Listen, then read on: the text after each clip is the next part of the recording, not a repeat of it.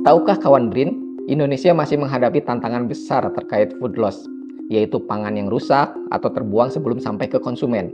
Salah satunya akibat dari pembusukan maupun serangan hama. Kita akan membahas sebuah teknologi yang mungkin masih terdengar asing, bahkan terkesan menakutkan bagi sebagian orang, namun sebenarnya memiliki manfaat yang besar untuk menjaga kualitas dan keamanan pangan, yaitu teknologi iradiasi pangan.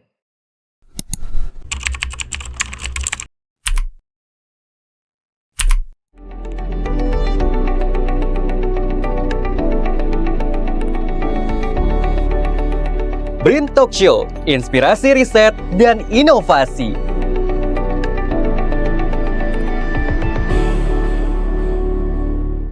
Halo kawan Brin, kembali di Brin Talk Show bersama saya Indra Mustika Pratama, peneliti ahli pertama dari Pusat Riset Teknologi Proses Radiasi, dan telah hadir bersama kita yaitu Ibu Dr. Murni Indarwatni, peneliti media dari Pusat Riset Teknologi Proses Radiasi, Organisasi Riset Tenaga Nuklir BRIN. Selamat datang Bu Murni, apa kabarnya Bu? Alhamdulillah baik. Baik ya Bu, saat ini kita akan berdiskusi tentang iradiasi pangan ya Bu ya. Ya, baik. Pertanyaan pertama saya Bu, mungkin bisa dijelaskan terlebih dahulu secara sederhana Bu. Sebenarnya iradiasi pangan itu apa Bu? Kemudian apakah makanannya itu menjadi radioaktif Bu?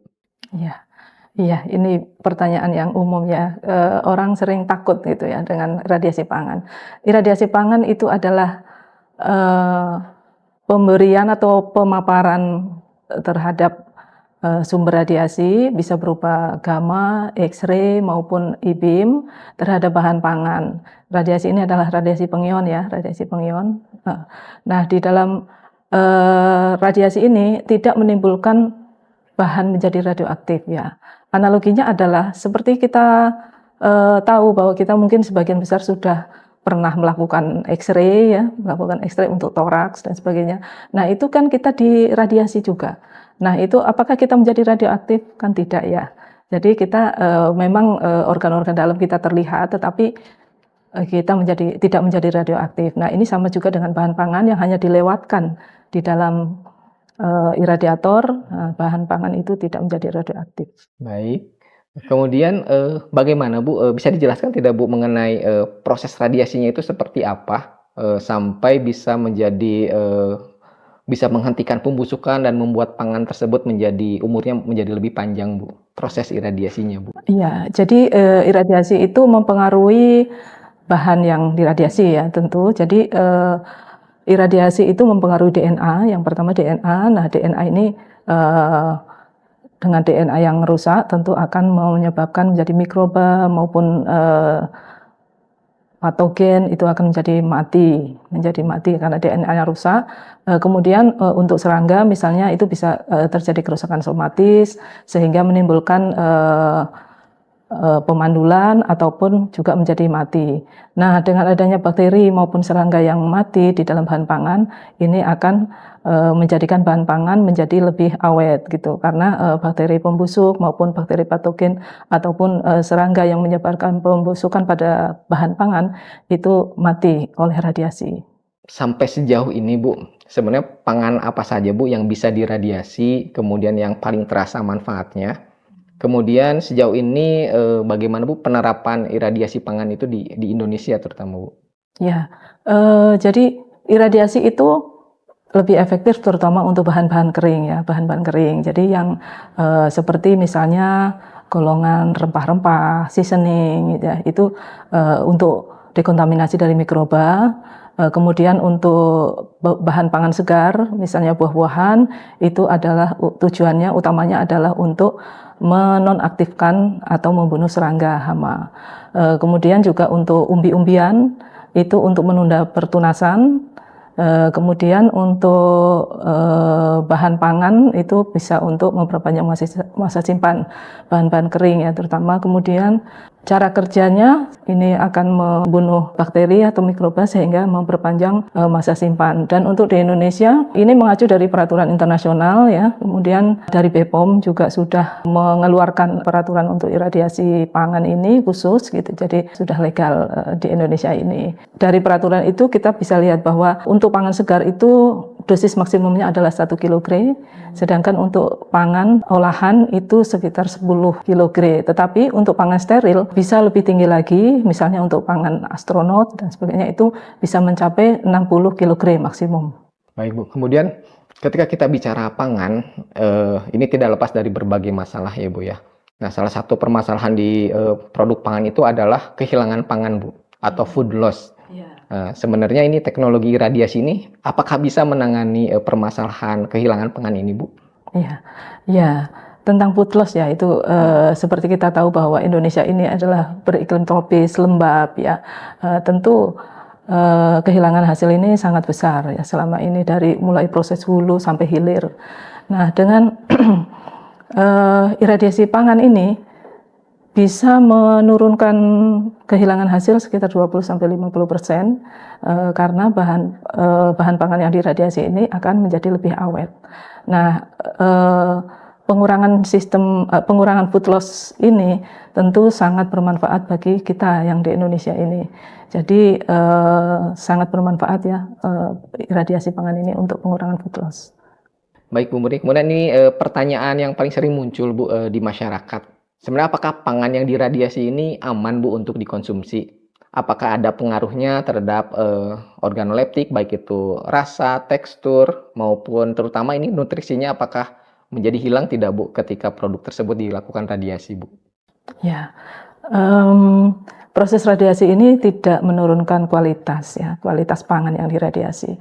Nah, itu sudah berdasarkan penelitian kami. Jadi di dalam penelitian iradiasi pangan ini, selain kita cek atau kita periksa mikrobanya ataupun serangganya, itu kita juga diuji kualitasnya. Kita membuat uji organoleptik, membuat uji penurunan vitamin, misalnya itu selalu kita uji. Jadi dari hasil penelitian itu penurunan kualitas, artinya misalnya vitamin C yang menurun dan sebagainya itu tidak lebih dari perlakuan yang konvensional gitu. Jadi artinya itu aman, sudah diuji ya. Jadi masyarakat itu tidak perlu takut ya dengan pangan iradiasi. Tadi kita sudah berbicara mengenai iradiasi pangan itu sangat efektif, kemudian manfaatnya juga food loss juga bagus. Kemudian saya ingin bertanya Bu mengenai hasil-hasil penelitian mengenai iradiasi pangan yang mungkin sudah tim Ibu lakukan Bu. Apa saja sih Bu hasil-hasilnya Bu? Jadi di kelompok kami sudah melakukan. Jadi di kelompok kami ada dua jenis. Jadi kita lakukan iradiasi untuk pangan olahan atau pangan siap saji. Ada juga penelitian untuk pangan segar, dalam hal ini buah-buahan untuk ekspor. Untuk pangan siap saji itu kita sudah laksanakan penelitian untuk rendang, kemudian semur, daging, dan juga pepes ikan. Nah, dari 3 bahan ini diradiasi dengan dosis 45 kg dan itu bisa tahan sampai dengan 12-18 bulan. Nah, untuk pangan segar yang sudah kita lakukan adalah radiasi untuk buah-buahan seperti misalnya yang sudah dilakukan pada mangga, manggis, salak, dan juga buah naga. Nah, tapi untuk fitosanitari iradiasi ini pada pangan segar tujuannya adalah untuk membunuh atau memandulkan serangga. Baik Ibu Murni, bagaimana dengan regulasi di Indonesia Bu? Bagaimanapun regulasi ini sangat penting sebagai payung untuk kita bekerja Bu. Apakah produk iradiasi ini sudah mendapatkan lampu hijau dari Badan POM ataupun dari WHO sebagai lembaga kesehatan internasional? Untuk di Indonesia, regulasi di Indonesia untuk bahan pangan iradiasi adalah di BPOM ya, di bahan POM. Itu sudah mengeluarkan atau mempublish peraturan BPOM tentang iradiasi pangan tahun 2018. Nah, itu sudah ada tercantum di situ bagaimana prosesnya, kemudian dosisnya berapa dan sebagainya. Itu sudah diatur di sini. Nah, dari peraturan BPOM ini juga mengacu kepada peraturan internasional dari WHO, dari FAO maupun juga dari IAEA, Badan Tenaga Nuklir Internasional. Nah, kemudian untuk bahan pangan segar itu regulasinya adalah di Badan Karantina Indonesia. Nah, Badan Karantina Indonesia ini juga mengacu kepada peraturan internasional dari IPPC, International Plant Protection Commission. Nah, itu diturunkan lagi dalam peraturan ISPM, International Standard for Phytosanitary Measures. Nah, jadi ini untuk iradiasi fitosanitari mengacu kepada peraturan-peraturan itu. Jadi saya kira sudah aman ya, sudah peraturannya sudah mengacu ke nasional maupun ke internasional. Baik Ibu. Kemudian kita berbicara terhadap produk pangan Bu. Apalagi produk pangan tersebut kalau kita bandingkan dua kan yang satu radiasi satu enggak kan itu susah Bu untuk membedakannya Bu. Apakah perlu label khusus untuk apakah ini sudah diradiasi atau belum? Kemudian bagaimana cara kita edukasi Bu sebenarnya ke masyarakat? Oke, ini produk ini aman sebenarnya untuk bisa dikonsumsi Bu. Ya, untuk label ya. Nah, jadi sebenarnya ada peraturan bahwa untuk iradiasi pangan atau pangan yang sudah diradiasi itu diberi label dengan Radura. Ada logo Radura hijau. Nah, itu pangan yang sudah diradiasi ditempelkan itu pada buah, misalnya pada buah ataupun pada boxnya. Misalnya di supermarket di gerai gitu harusnya dituliskan bahan ini diradiasi dengan radiasi gamma, misalnya dosis berapa dan sebagainya seperti itu. Nah, tetapi di Indonesia karena penerimaan masyarakat belum bisa menerima sebagian, kemudian pengetahuan karena mungkin ya pengetahuan mereka belum memiliki pengetahuan cukup untuk ini, sehingga kadang memang ada beberapa yang tidak mencantumkan. Tapi sebenarnya itu sebaiknya sih memang dicantumkan.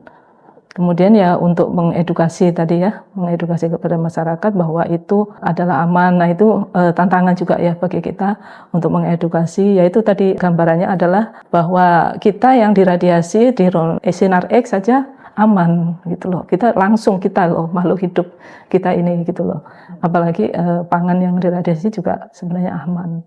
Baik Ibu, dari sisi biaya nih Bu, apabila ada UMKM atau industri ini yang tertarik, saya tertarik dengan iradiasi pangan, saya punya produk tertentu, misalnya produk pangan siap saji nih. Ya. Tentu saja UMKM ini selalu berbicara tentang biaya ya, karena mereka membutuhkan break even point ya, supaya balik modal bicaranya. Jadi apabila UMKM atau industri ini tertarik Bu dengan radiasi, sebenarnya biaya radiasi ini menjadikan produk itu lebih mahal tidak Bu? Iya, memang ada biaya iradiasi ya tentu saja. Biaya iradiasi itu ada, tetapi ini hanya sebagian kecil.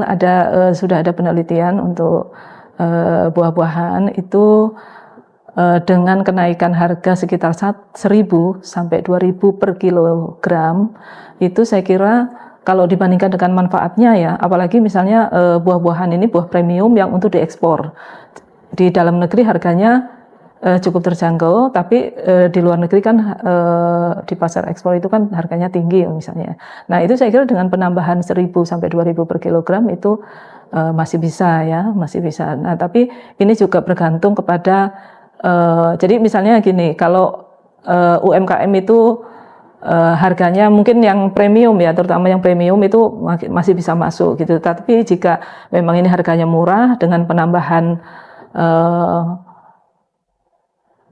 jasa iradiasi mungkin dirasa itu terlalu mahal gitu ya, mungkin perlu dipertimbangkan juga gitu, karena juga selain itu kan fasilitas iradiasi ini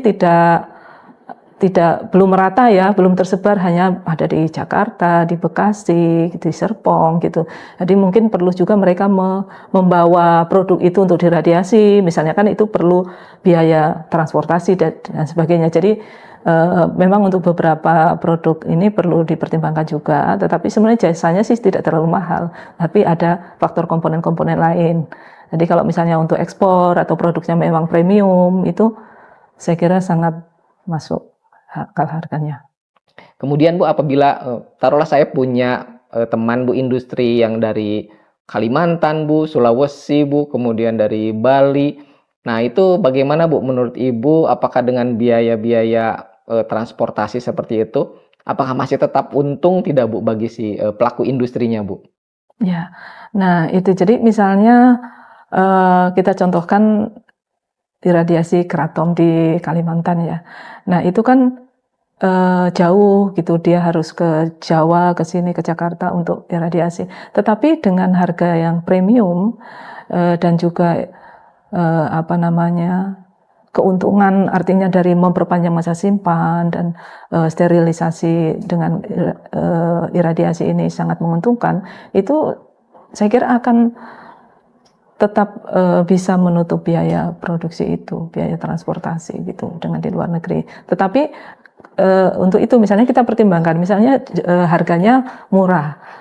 Nah, kemudian dia harus membawa juga dari jauh. Kemudian di perjalanan sampai sekian jam atau sehari semalam sehingga barangnya sendiri malah jadi rusak, basi atau seperti apa. Nah, itu tentu tidak bisa ya kita lakukan memaksakan untuk diradiasi di sini gitu. Jadi tentu memang kita harus mempertimbangkan produk kita yang akan kita radiasi, tetapi jika itu memang produk yang premium dengan harga mahal dan untuk ekspor misalnya dibanding keuntungan yang akan kita dapatkan, nah itu saya kira dengan harga segitu masih bagus gitu, harga masih bagus ya. Baik Ibu, melanjutkan dari tadi Bu, misalkan karena kan tadi saya dengar bahwa lokasi-lokasi iradiasi itu di Jawa ya Bu ya. Jadi kalau boleh Ibu mapping Bu, taruh kita berada di sisi barat Indonesia, Sumatera ataupun Kalimantan, maupun di sisi bagian timur Bu, seperti Sulawesi, Maluku, Irian Jaya, NTB, Bali Bu. Rekomendasi dari Ibu untuk mapping barat dan timur, lokasi radiasinya di mana Bu? Kita ulang lagi untuk lokasi radiasinya Bu. Iya, untuk sementara ini iradiator itu hanya memang ada di Jawa ya. Jadi yang pertama, jika memang iradiasi itu masih dalam skala penelitian atau skala kecil, itu bisa dilakukan di iradiator gamma Pasar Jumat, Lebak Bulus, Jakarta Selatan.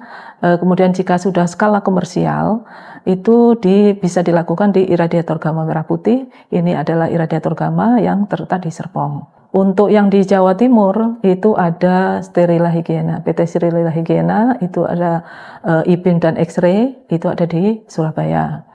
Kemudian ada PT OneCheck Indonesia, itu adalah IBIM, Elektron BIM, ada di Cikarang, Bekasi. Kemudian PT Relion, itu iradiator gamma juga ada di Cikarang, Bekasi. Nah, jadi memang kedepannya perlu saya kira ya penambahan iradiator minimal satu provinsi, satu pulau besar tuh ada lah ya, 2 misalnya seperti di Pulau Sumatera, Kalimantan. Nah, beberapa akhir-akhir ini beberapa daerah berminat untuk membuat iradiator seperti Pemda Kalimantan Timur ya, sudah melakukan riset uji tapak dan sebagainya untuk persiapan pembuatan atau pendirian iradiator baru. Mudah-mudahan bisa dilakukan juga iradiator di tempat-tempat lain ya. Di Indonesia Timur itu potensi untuk iradiasi ikan itu juga besar. Ya, mudah-mudahan pengusaha berminat untuk menginvestasikan di iradiator ini. Baik Bu Murni, kemudian ini pertanyaan terakhir mungkin ya Bu ya. Sejauh mana sih Bu, jadi teknologi iradiasi ini bisa membantu negara kita Bu, Indonesia, dalam hal mengurangi food loss ya, kita kembali ke food loss atau kehilangan pangan, sekaligus memastikan bahwa produk kita ini tetap berkualitas Bu, baik itu dalam skala konsumsi maupun skala premium untuk ekspor Bu. Ya, jadi teknologi iradiasi pangan ini sangat efektif untuk mengurangi food loss ya, dari mulai hulu sampai hilir. Ya, kita sangat prihatin ya dengan food loss yang terjadi selama ini. Karena itu iradiasi ini dapat memperpanjang masa simpan, tetap kualitas bahan pangan itu tetap terjaga. Jadi ini akan meningkatkan juga daya saing bahan pangan kita di kancah global gitu. Jadi ini sangat efektif, dan saya kira ini bukan sekedar teknologi ya, tetapi ini juga merupakan solusi, merupakan strategi kita untuk mengatasi food loss di Indonesia ini. Ini menarik sekali Bu, dari semua penjelasan Ibu ini manfaat dari teknologi radiasi ini sungguh banyak sekali Bu, baik itu untuk produk-produk pangan siap saji, kemudian dari buah segar, buah-buahan segar Ibu. Kemudian apabila ada kawan BRIN ataupun ada industri pangan maupun industri buah-buahan yang tertarik Bu, kira-kira di mana Bu? Bagaimana cara kami untuk bisa menghubungi Ibu untuk bisa kita jalin kerjasama riset maupun kita jalin konsultasi apakah produk kita ini bisa untuk dilakukan radiasi atau tidak, Bu? Oh ya, baik, terima kasih. Jadi untuk kawan BRIN ataupun Bapak Ibu dari industri, jika ingin berkolaborasi, baik itu untuk masih dalam skala riset maupun juga skala besar, bisa kita bantu ya, dan mungkin bisa Bapak Ibu berkunjung ke tempat kami, ke laboratorium kami di Pasar Jumat. Di sana juga ada iradiator untuk riset, iradiator gamma di Pasar Jumat, maupun sekarang ada fasilitas baru, yaitu akselerator energi tinggi di Pasar Jumat. Jadi AET ini sumbernya adalah listrik ya. Jadi ini salah satu fasilitas iradiasi yang tidak bersumber dari isotop. Jadi bukan dari kobalt, tetapi ini bersumber dari listrik. Jadi ini salah satu keunggulannya, bersumber dari listrik sehingga on off gitu, bisa di on kan, di on off. Jadi kalau kita mau gunakan bisa kita nyalakan atau di on kan, kemudian jika tidak digunakan kita akan off kan. Lain dengan iradiasi gamma. Kalau iradiasi gamma itu dia akan meluruh terus memancarkan sinar gamma, jadi dipakai tidak dipakai dia akan meluruh.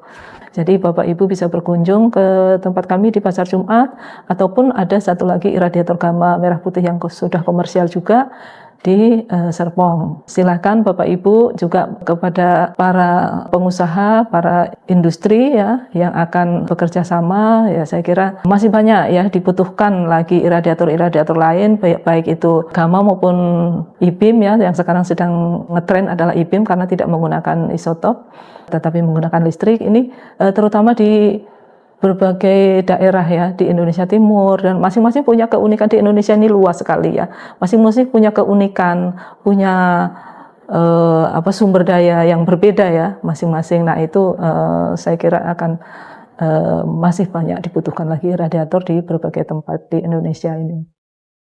Baik Bu Murni, terima kasih atas penjelasannya yang sangat jelas. Baik, jadi jika kawan BRIN maupun ada mitra industri maupun ada pusat riset terkait yang ingin berkolaborasi mengenai teknologi iradiasi pangan, tadi sudah disebutkan oleh Bu Murni, silahkan bisa dikunjungi kawasan sains dan teknologi yang ada di Pasar Jumat, Lebak Bulus, Jakarta Selatan.